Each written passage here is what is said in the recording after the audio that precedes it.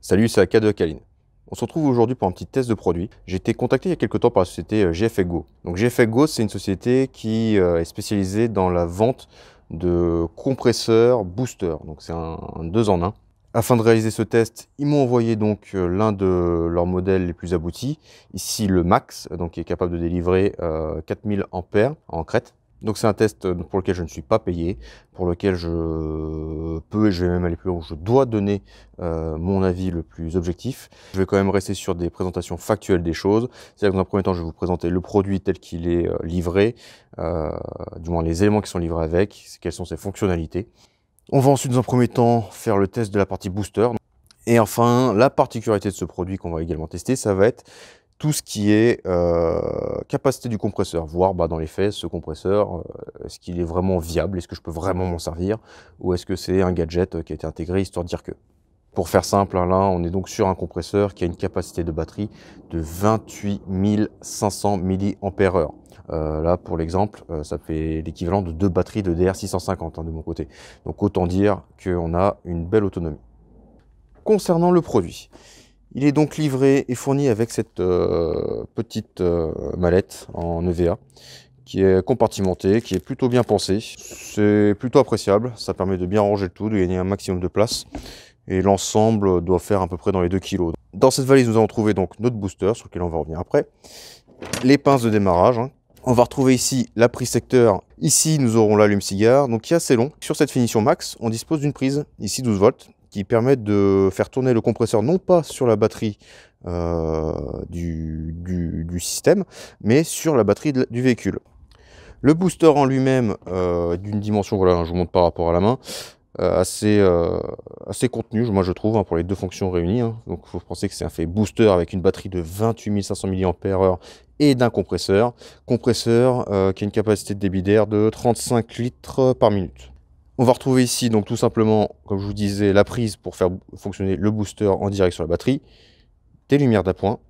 Ici, ça va être le bouton qui va permettre de faire tourner le compresseur, donc soit sur la batterie du booster, soit sur la prise. Ici, on va revoir juste après, c'est notre écran de réglage pour le compresseur. On va retrouver ici l'écran de témoin de charge, la prise de charge, une prise USB 2, une prise USB 3, donc forcément charge rapide, et le bouton qui va servir à allumer les écrans et également du coup nos lampes. L'ensemble est prévu pour résister aux chutes. Alors ça semble effectivement globalement assez costaud, assez solide. On sent pas que c'est du plastique il craque pas quand on presse dessus, donc ça c'est une bonne chose. Là, nous avons l'écran de contrôle du compresseur qui va indiquer le taux de gonflage dans le pneu et également la pression que je souhaite gonfler. Puisque, en fait, sur ce modèle-là, je vais tout simplement régler la pression du pneu. Par exemple, là, je veux 2 bars. J'appuie sur 7, c'est validé. Hop, alors attention, en appuyant sur 7, je peux également varier les pressions, les indicateurs de pression. Donc, je vais mettre 2 bars. Là par exemple je suis sur batterie, j'appuie sur ce bouton là et le compresseur arrêtera automatiquement de gonfler lorsque la valeur désirée sera atteinte. Comme vous avez pu voir, je peux mettre donc l'affichage soit en kPa, soit en PSI, soit en bar, ça c'est selon votre accoutumance. Je dispose ici donc du témoin de batterie qui est allumé, donc là j'ai 100%. Une grosse déception de mon côté, c'est qu'on a quand même une indication en pourcentage clair, mais c'est pas quelque chose qui s'actualise au fur et à mesure. C'est-à-dire par exemple si je mets un coup de charge et que finalement il me reste plus que 95% de la batterie, on va garder 100% d'affiché. En fait ça marche pas par lier, ça marche de 100 à 75, 75 à 50, 50 à 25, et lorsqu'il reste plus que 25%, non, quand il reste plus que 5%, pardon, on se retrouve avec un 25% qui clignote. Voilà, donc j'ai fait à peu près le topo du produit. Si jamais vous avez des questions, n'hésitez pas à m'en faire part dans les commentaires, j'y répondrai. Concernant la suite de cette vidéo, donc on va passer tout simplement au test de la partie booster pour commencer.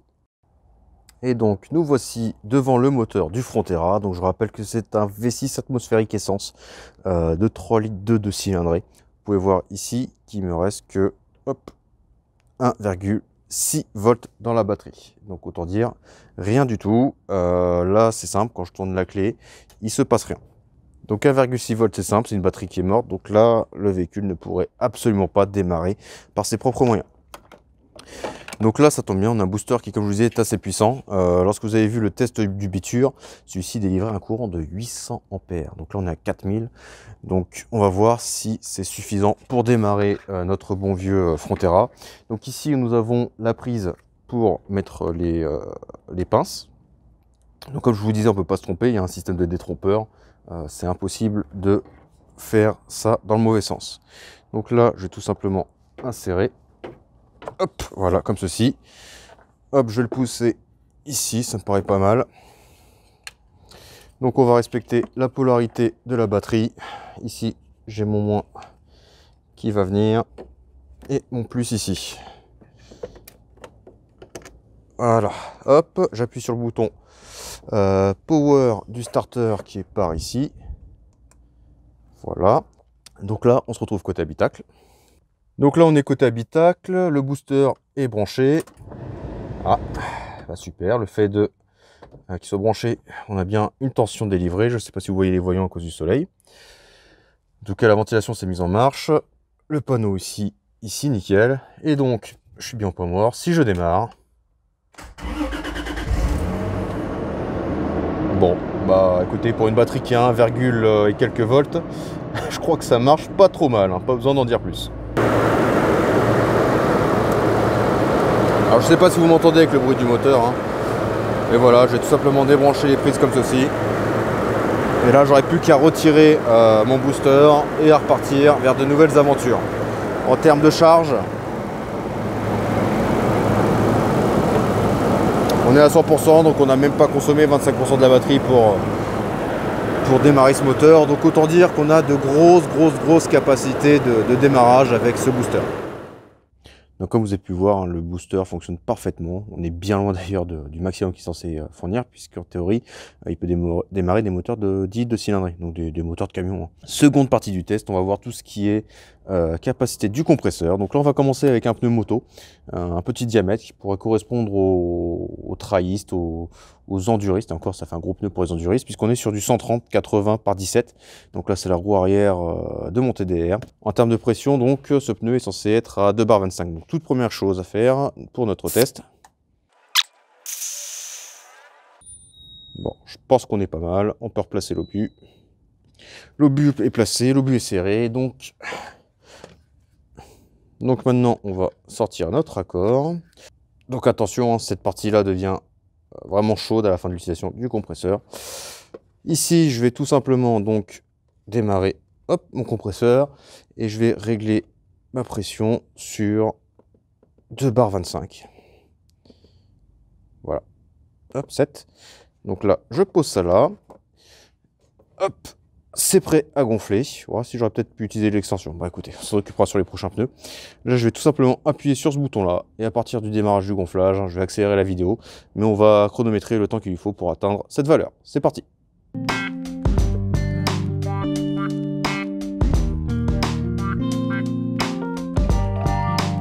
Donc voilà le résultat. Alors j'ai toujours remarqué que, surtout les essais que j'ai fait, qu'il avait tendance à légèrement surgonfler. Le pneu, comme vous voyez là, on est à 2,30 pour 2,25 désiré. Donc je pense que c'est voulu, peut-être pour prévoir la perte de pression qui va se faire lorsqu'on desserre l'embout. Donc là, ça vous donne une référence sur un pneu de moto. Hein, encore une fois, je répète, hein, c'est une dimension qui est assez courante sur les motos de trail. J'ai par exemple cette dimension-là pour mon DR650. Donc ça vous donne à peu près une idée, si jamais on crève, bah, je vais tout regonfler. On peut voir que niveau charge, on est toujours sur le palier entre 100 et 75% de batterie. Donc on a de la marge. Étape suivante, le pneu de SUV. Donc là, on se retrouve avec le pneu arrière de la Subaru. Niveau dimension de pneu, on est sur du 215 par 60 par 16. Donc on est déjà sur un pneu qui est nettement plus gros en termes de volume d'air que ce qu'on a vu précédemment. J'aurais bien voulu vous le tester sur une voiture de tourisme standard. Malheureusement, je n'en ai pas à disposition. Mais n'oublions pas de toute façon que qui peut le plus, peut le moins. Donc là, on est à 0 bar. Sur la Subaru, les pneus à l'arrière sont très bas en valeur d'origine. On est sur du 1,8 bar. En termes de correspondance, qu'est-ce que ça donne? Donc voilà, là on a 1,65 bar dans le pneu arrière, à savoir que cette voiture n'a pas roulé depuis maintenant 4 mois quasiment. On est sur quelque chose qui semble cohérent. Donc si là je lui demande de charger la voiture de 1,65 bar à 1,80 bar, on va voir le temps que ça prend. C'est parti. Bon, instantané, hein, je ne vais même pas accélérer la vidéo. Par contre, ce qui est bizarre, c'est qu'il m'affiche 1,70 m. Bon, peut-être un petit bug d'affichage ou alors une mauvaise étanchéité du prolongateur. Ça, c'est peut-être pas impossible. Ah, bingo. Effectivement, j'ai mal vissé. Et donc, pour faire le même test et rester probant, on va, une fois de plus, dévisser l'obus. Voilà, le pneu est à plat. Donc, comme tout à l'heure, hein, je vais vous le faire en accéléré. Et puis, on va chronométrer le temps qu'il faut pour passer de ces 0 bar à 1 bar 8 sur ce pneu. A tout de suite.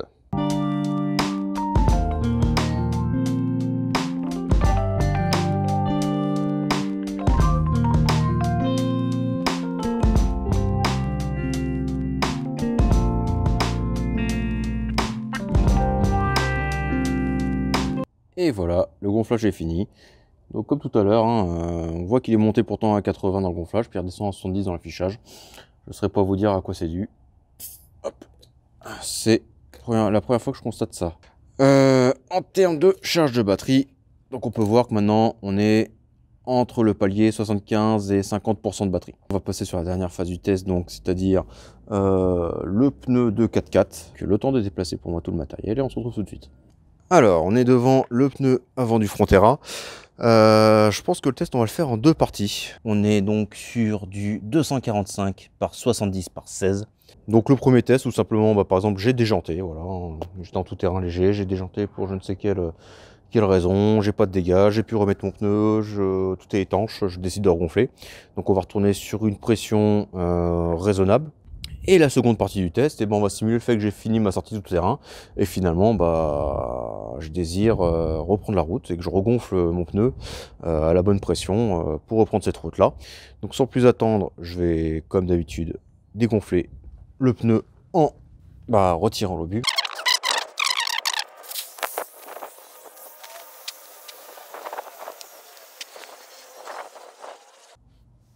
Donc maintenant, hop, mon raccord ici, ok, voilà.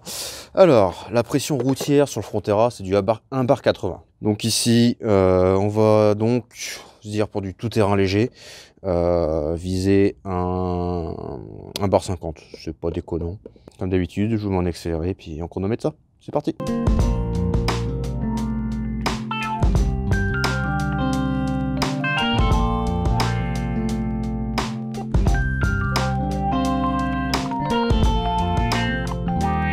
Et voilà, donc fin de la charge à 1 bar 50. Là encore une fois c'est bizarre, après il remonte beaucoup moins. Ce qui fait que pour le dernier test, je vais voir essayer sans l'extension, voir si on a également ce phénomène. Parce que donc pour vous dire, hein, c'est la première fois que j'utilise l'extension via cette vidéo là.